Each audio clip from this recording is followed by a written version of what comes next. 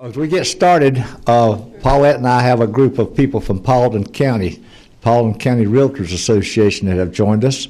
So y'all stand up and let us give you a hand. Thank you guys for being here from Paulding County. Thank you. There.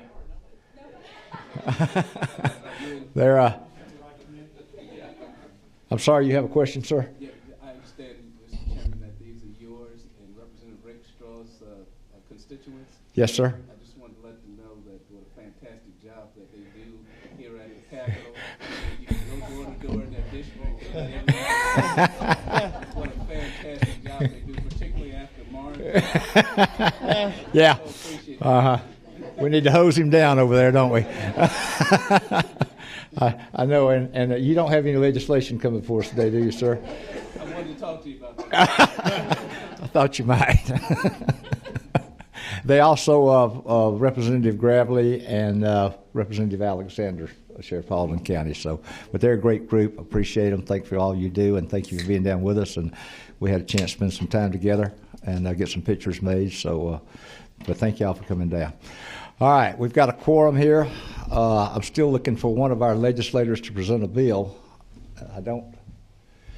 He's hard to miss, and he's also hard to miss if he's talking. So we should see him in a minute. You going to try to track him down, Keith? Okay. Tell him we're getting started. Let's have a word of prayer, and we'll go into our meeting here. Lord, we do thank you for this day. Thank you, Lord, for just the breath of life you give us each day of our lives. Thank you for the opportunity we have to serve our state. We just ask you to bless our endeavors, bless this meeting today, the decisions that's made. Lord, we just pray that everything we do will bring honor and glory to you. As we disagree together, Lord, let us not be disagreeable, but just work together for the betterment of this state and the people in it. Go with us now in Jesus' name. Amen.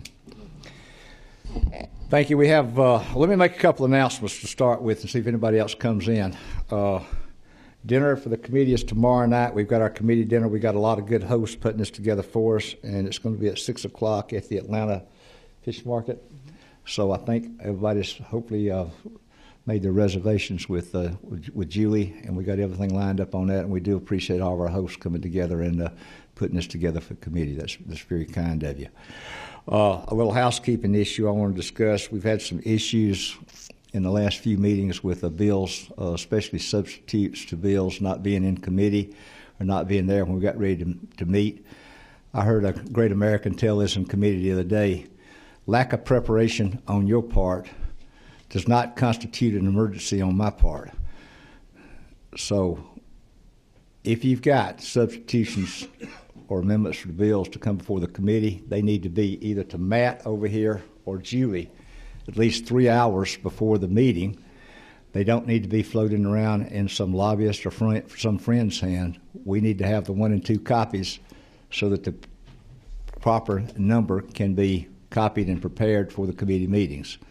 So keep that in mind, because if we come to a committee meeting and a sub's been prepared and we don't have it, we will probably not hear it. We will move on to something else and postpone your bills. So remember that. Lack of preparation on your part will not constitute an emergency on our part. And Sean Marie does a great job getting all this together, but she's not responsible for getting them out of your folder or getting them back to you. That is your responsibility as author of the bill and making sure it gets to either Matt or Julie here. All right. Thank you for that. Paid announcement. We have 2 bills on the agenda today. Representative Powell, glad to have you with us today, my brother. Thank you, sir. It's just a blessing to see you. You want to present to us House Bill 869, sir?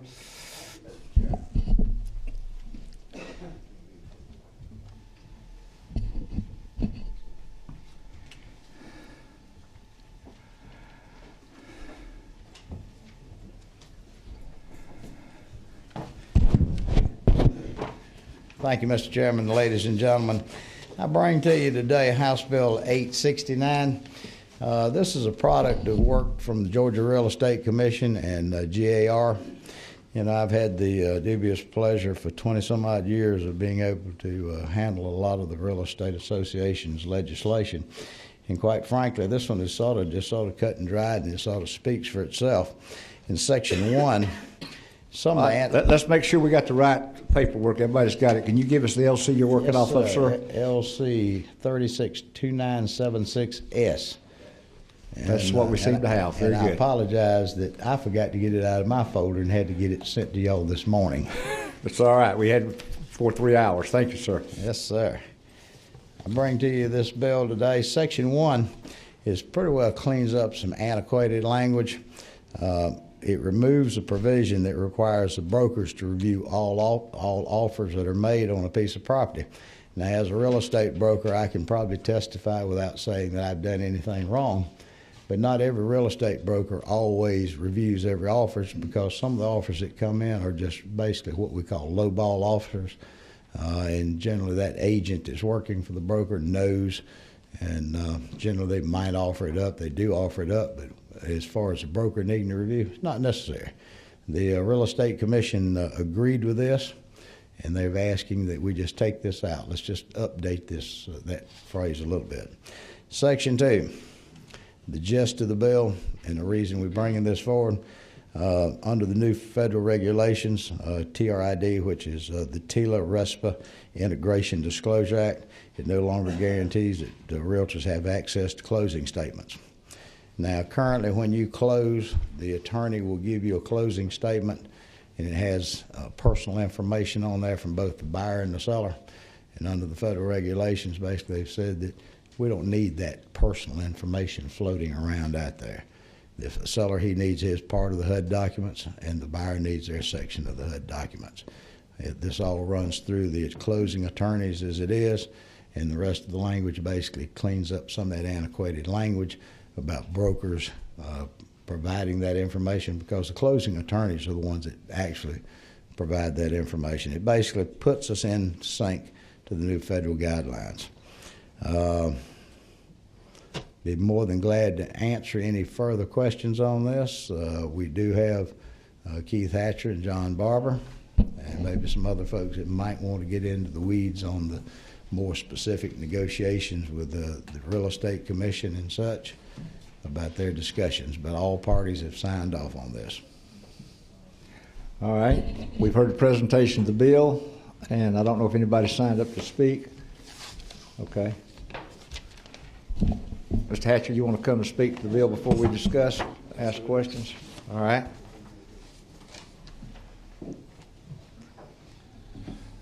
Mr. Chairman, ladies and members of the committee, I want to first of all echo the comments made by Representative Mitchell about the fantastic job the chairman does. Yeah.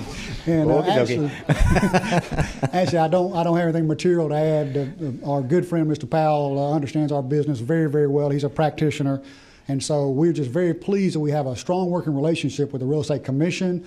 And this legislation is a result of us working together with the Commission. So you've got the regulator and the industry coming together saying this is a change that we think is appropriate. So we're here to ask for your support, and I'm happy to answer any questions you may have. All right. You've heard the presentation of the legislation and comments. Any questions from any committee members? I don't see. Whoops, got one light. Nope. I'm just willing to make a motion. All right, one more chance. You got a chance to ask questions. If not, Chairman Rogers, you're recognized for a motion this time, sir. Mr. Chairman, because of the fabulous presentation by the Public Safety Chairman, I move that this bill do pass. All right, we got multiple seconds. By substitute. By substitute, yes, thank you. This was a substitute motion. Thank you, Chairman Dixon. Passed this legislation by substitute. Yes, we got to get that in there. All right, nothing further. No other comments. All in favor, let them we say an aye. Aye. Any opposed, like sign. Thank you, Chairman Powell. If I might, if you divulge me just a second, Mr. Chairman. Yes, sir. We have a lot of today was, as you know, this was a Realtor Day on the Capitol, and we have some very special realtors in, and I think they're from Paulding County, and they may belong to somebody very special in our hearts and souls in here. We recognized that group a while ago, and Mr. Mitchell made a fine presentation on all of us. Representative Mitchell was more than gracious, sir. But, I never miss an opportunity to suck up my own self. Thank you, sir. We appreciate that. That's it's been flowing heavily today. Oh, thank you. All right. Representative Harrell, Chairman Harrell, you want to come down and talk to us about professional structural engineers, I believe.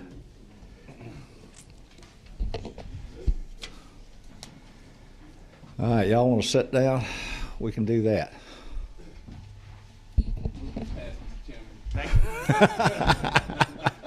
Let's not be recognized for that motion yet, sir. Thank you, Mr. Chairman, members of the committee. House Bill 592, which is LC 391017.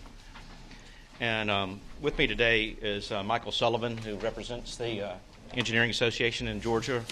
And what we've proposed here is to take the existing engineering board and the existing structure that's in place. We're not creating any new boards or commissions. We're not adding any new CE requirements of any kind, but adding basically a new designation, a new definition of a professional structural engineer. Today, professional engineers, once they graduate from college, spend about 4 years in an engineering training program and then sit for a professional engineering exam to get their PE designation.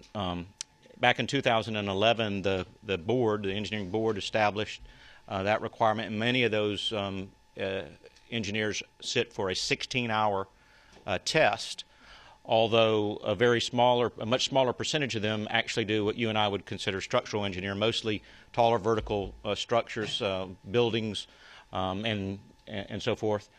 And so what this bill would do is it would actually reduce the requirements on those engineers that aren't currently practicing in that structural designation, and they would sit for an 8-hour test. And only those engineers that are doing really the life, the life safety, the taller vertical structures would sit for the 16-hour test. Again, a test that's been in place since 2011, and they would receive that SE designation. So there'd be a PE, SE to indicate that they're structural engineers. It's also important from a competitive standpoint in Georgia. A number of our competing states have already adopted an SE designation. So when Georgia engineers are bidding and competing, it would be another check mark off of those big packages that they're recognized as a structural engineer. So that's an important point to keep in mind as well. Mr. Sullivan can add any detail and comments and help me with your questions if there's something that is technical in nature. But again, I think the most important points for us to recognize is it puts Georgia in a more competitive standpoint. It is not increasing the bureaucracy, the departments, the boards, the CE requirements of any kind. So with that, Mr. Sullivan, if you'd like to add any comments. I'd be happy to answer any questions. I think Representative Harrell stated it pretty accurately. We're really trying to address two business challenges to the business of engineering in Georgia. One, as Representative Harrell indicated, is that competitive disadvantage that our Georgia engineering firms are facing because they're competing for work against folks who have that PE, SE designation. And so if you got a list of 6 engineers that are PE, SE, and you got 6 Georgia engineers that are just PE, that potential client may not dig into the actual qualifications to see that the Georgia engineers might be more qualified. They might actually have more experience. They're just looking at that designation, particularly clients in those states where the SE designation has already been put in place. They're familiar with that designation, and so they see that as a qualification that they should be looking for when they're reviewing those packages. And then, as Representative Harrell indicated, the sort of the unintended consequences, I guess you would say, that result from the Pels Board's decision in 2011 to adopt the national standard for the structural engineer's licensing exam to require the 16-hour exam. As a result of that requirement, which is the right requirement for someone who's practicing what we would consider true structural engineering, really significant structures that represent a significant risk to the public's health, safety, and welfare. those folks absolutely ought to be sitting for that 16-hour exam, as the National Council of Engineering Examiners boards has promulgated. The problem is, because we don't have a line drawn, and that's what one of the things this bill tries to do, everybody who has a background in any kind of a structure, residential houses, building a McDonald's, retaining walls, things like that, they're being required to sit for that 16-hour structural engineer's exam, and that's creating quite a problem. And I'm sure you're all aware, we don't have enough engineers in Georgia as it is. We are having a hard time getting folks to get excited about STEM careers and getting more folks in the engineering industry. Every member firm that I talk to is desperately trying to hire more engineers, and this is putting a barrier to entry for those folks to get their PE. The other unintended consequences is one where we have engineers that are coming from other states. So they sat for the PE exam in another state, and let me just give you two scenarios. So they have a background in structures. They sat for the structural engineering exam in 2010 in a state that didn't require the 16-hour exam. Great. Come to Georgia, you get your PE.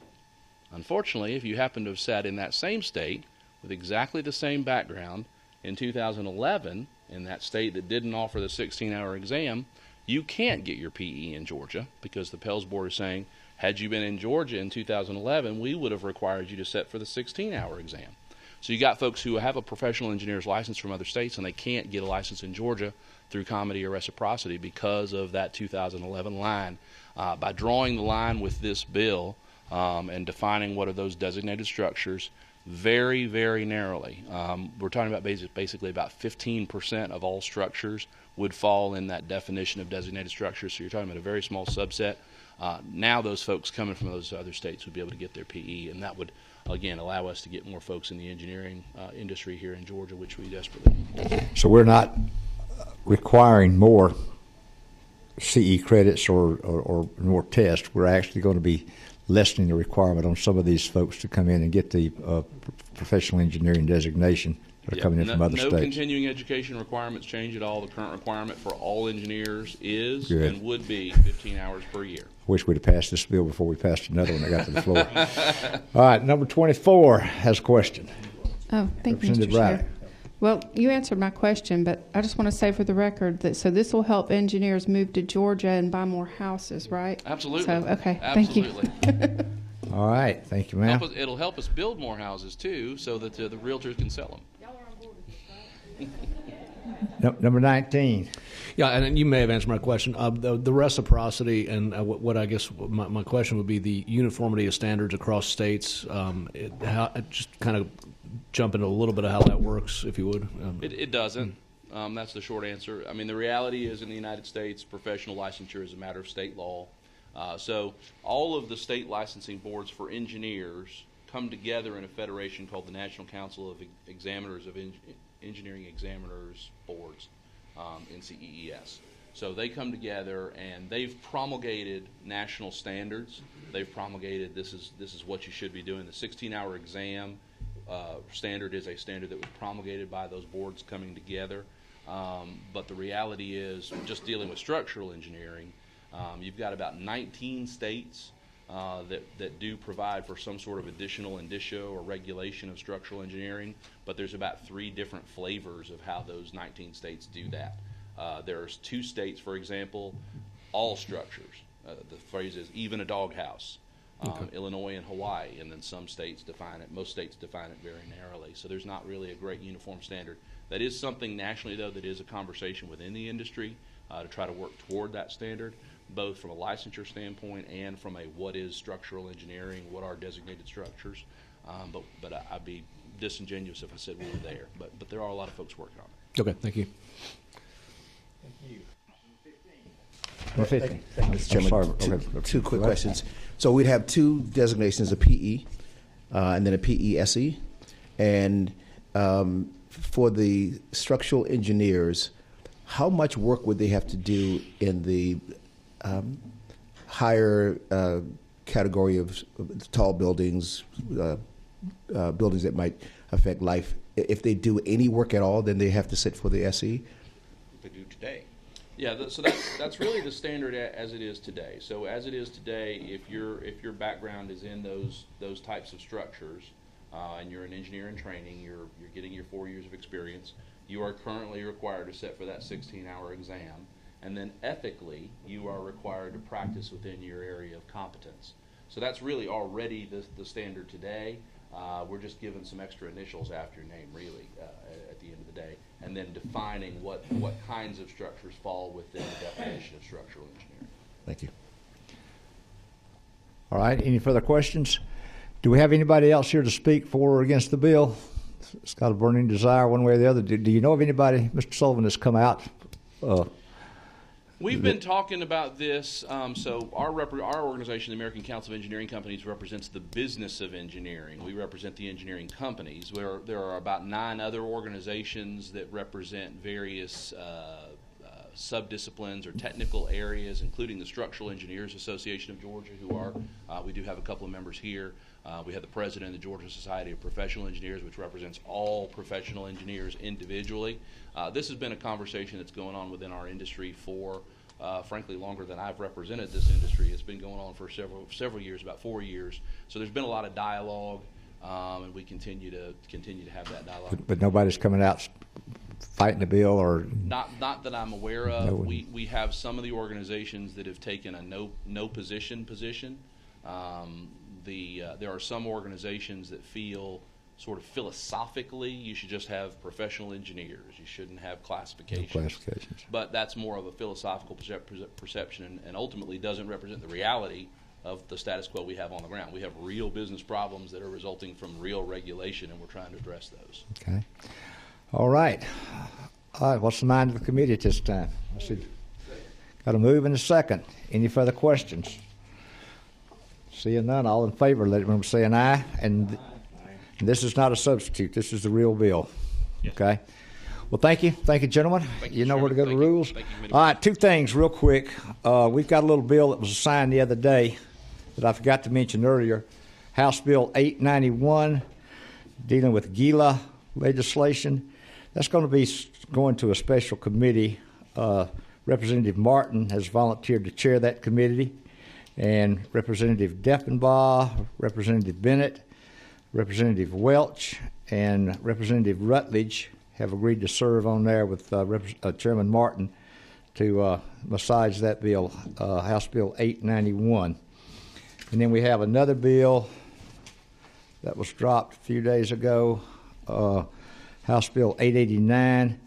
Representative Kidd's got a funeral home bill. And Tom Dixon, in your professions, boards, and commissions or whatever, would you mind taking a look at that in your subcommittee, sir? Absolutely. Mr. Chairman. And I think that's all the bills that's been dropped that haven't been assigned to subcommittee at this time that I've been able to look at. So don't forget. Okay, yeah, one more time. Some of the members wasn't here maybe when I had my little tirade at the beginning, but substitutes, bills that are being substitutes drafted for the committee, and this should apply to any committee. If you've got a bill that you're having a substitute drawn, it's your responsibility to get that bill to the committee chairman or their aides. And as I told them, a great American said in committee the other day, of lack of preparation on your part is not going to create an emergency on mine. So if we get to a meeting and that bill, the substitute's not here, that bill probably won't be heard. So it behooves you to make sure the substitutes are prepared. Don't turn it off to a lobbyist or a friend to get it to committee. And in our committee, it needs to go to Matthew or Julie, so we'll have the proper documentation. And that applies for subcommittees too. When we have a subcommittee meeting, you need to make sure the changes or the subs get to the subcommittee chair or his people so that they'll be heard. Anything else? I'm through beating you up. Thank you very much. Appreciate you. We're done.